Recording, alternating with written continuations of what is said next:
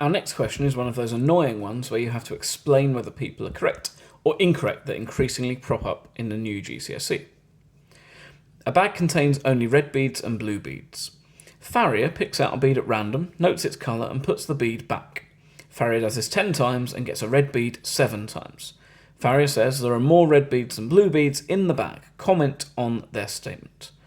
Now, the first thing I would say here is they're taking out the bead and putting it back in, so they can't be sure. And then I need a good reason for this. Now, I could say they can't be sure because they're not taking all the beads out of the bag. But a better way to put that, I would say, although that is true and probably get the marks, is to say they can't be sure because 10 trials is not very many. 10 picks is not very many.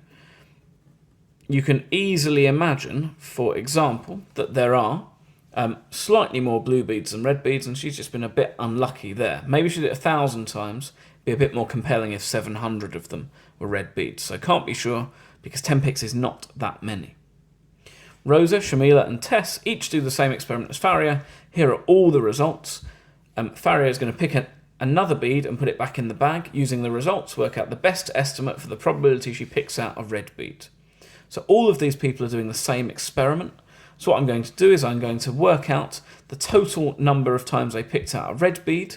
7 add 6 add 8 add 6. And that's going to be out of the total number of times they pick a bead. And I can see each of them have picked 10 beads. So there are a total of 40 beads. In terms of 7 plus 6 plus 8 plus 6, I'm going to look for nice combinations. 6 plus 6 is 12, plus 8 is 20. So I have 27 out of 40, and that is my final answer. In another bag containing beads, 60% of the beads are green. Farrier is going to pick out 2 beads at random. She says the probability of both beads being green is 1/3, as you work out 6/10 times 5/9. Is she correct? Explain your answer. Well, the thing to notice here is we only know the percentage of beads that are green. We don't know the number of beads in the bag. 60% is 6/10, so this is fine. And then you can see Farrier has subtracted 1 from 6 and 1 from 10. This is correct if there are 10 beads in the bag, because when 60% of the beads, there'll be 6 of them that are green, and removing 1 leaves us with 5 out of 9 beads overall. But there could be 20 beads in the bag, and then there would be 12 that are green, and there would be out of 20 in total, which is still 6/10, but then we would go down to 11 out of 19, which is not the same as 5/9. So what we say is no, Farrier is not correct. She has assumed there are 10 beads,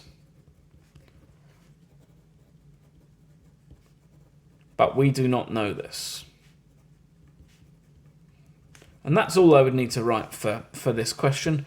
If I were wanting to be careful in the exam, I might give an example, or I might explain a bit more, like 6 subtract 1 gives me 5. But that's all I actually need. No, she's not correct, because she's assuming that we only have 10 beads in the bag, but we could have any number of beads. Question 11. The triangular prism and the cube have the same volume.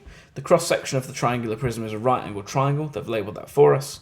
Find the expression for the length of one edge of the cube. Let's call that x, in terms of p. So I know that the volumes are the same. So I'm going to do the volume of my triangular prism, which is 1/2 multiplied by 2p multiplied by 9p.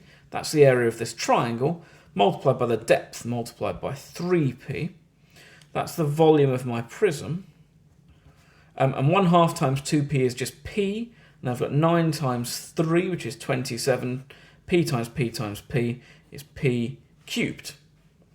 And therefore I know that the volume of my cube, which is x cubed, is equal to 27p cubed, because they have the same volume.